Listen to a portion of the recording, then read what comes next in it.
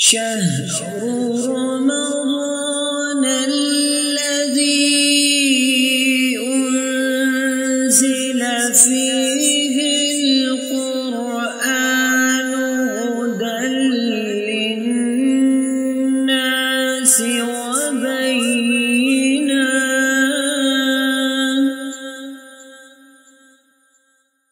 هدى للناس وبينات من الهدى والفرقان،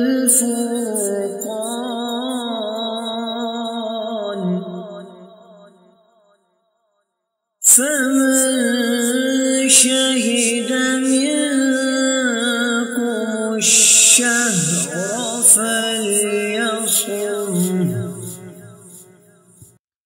شهر رمضان الذي أنزل فيه القرآن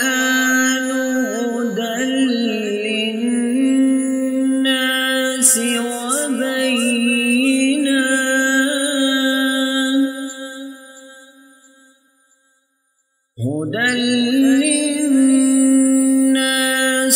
وبينات